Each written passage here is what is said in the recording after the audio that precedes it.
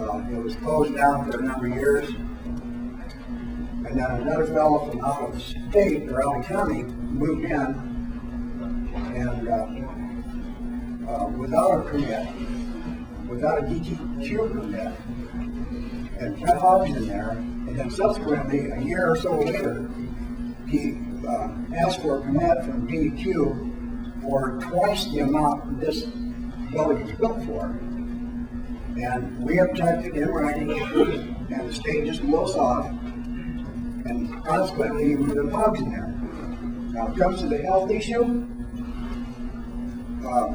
About 50% of the year, the wind blows from the south right in our house.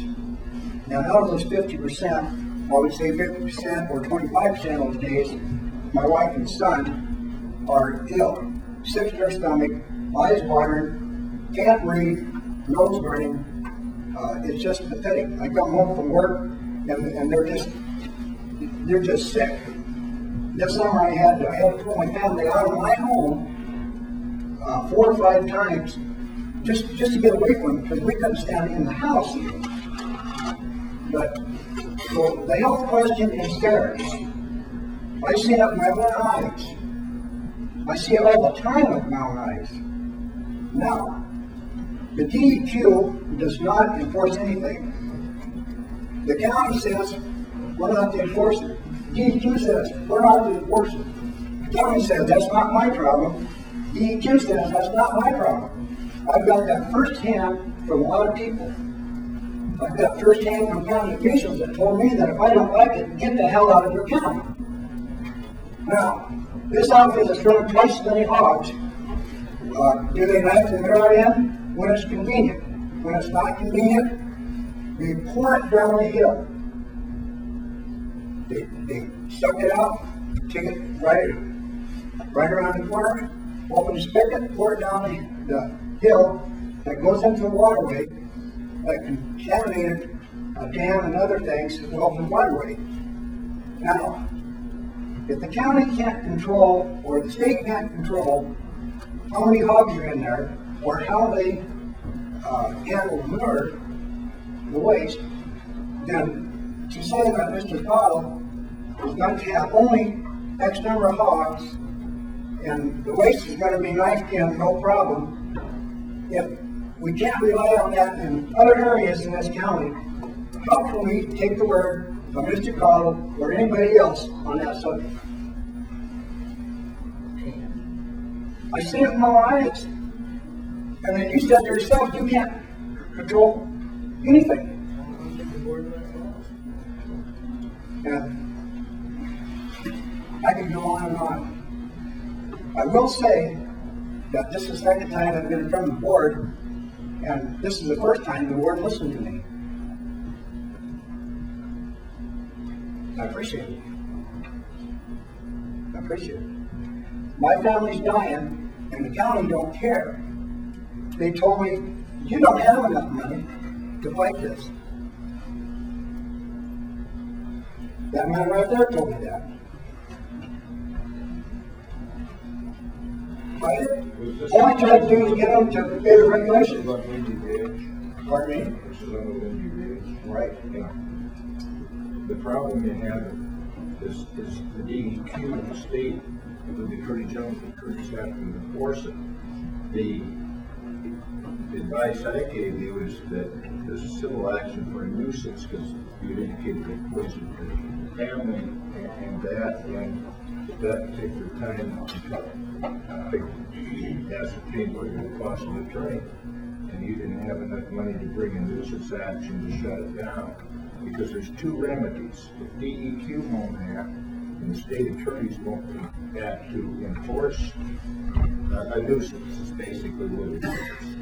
Because the county can enforce through the Board of Adjustments violations of the zoning regulations. I think an issue with Windy Ridge was there was a 12-month gap.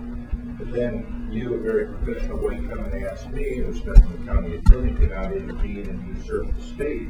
So you do have a remedy because your folks, your family, or whatever, so it's very set to file a civil action and to ask for damages and a mandatory injunction to shut that down as a nuisance. Well, that would cost you, what, $7,500, $10,000 to do that, and you said that you didn't have the money to do it, therefore you can't fight. And that's not a dispersion on you. That's just a fact of life. Is that the attorney fees to bring a nuisance action are very, very high. So let's look at this another way. I think If you go out and find a business in your neighborhood, and there's nothing in place to say that this won't grow, spill, because the county won't regulate that at all, and the DEQ won't do anything about it. But if you got money, maybe after tens of thousands of dollars, you might get something done. Now, does that sound fair to anybody?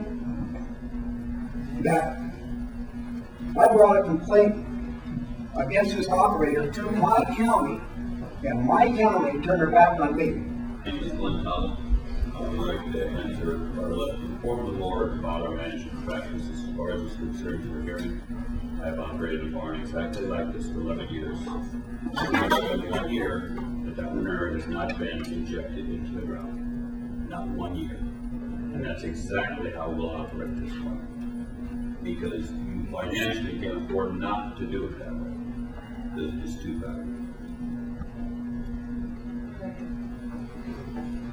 Well, then how big an operation is that to inject now? 600 head. Compared to what? 2,000, 2,500?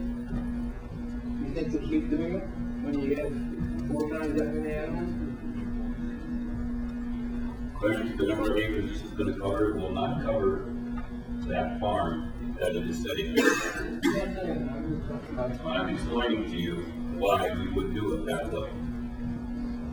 Because I just told you, financially, you can't afford not to do it that way. It is a terrible waste of money to put it on top of the ground and let it disappear in the air. It's too much value to not put it in the ground. And I have 11 years of doing it exactly that way. Why wouldn't you put this operation all over the ground? Because exactly for that reason, because I have one on my place within a couple hundred feet of my house. And we have the ground available there to put the manure on. We would not concentrate the manure on the same farm where we already have cattle lots and hog. I think, this barn is being misrepresented. It's going to be a 600 head finishing barn and a 1,200 head nursery. Now that equates to about 700 head of finishing barns, which is pretty close to what Glenn does now. It's under 300 animals. It's not even, it's very, very small in the scheme of things.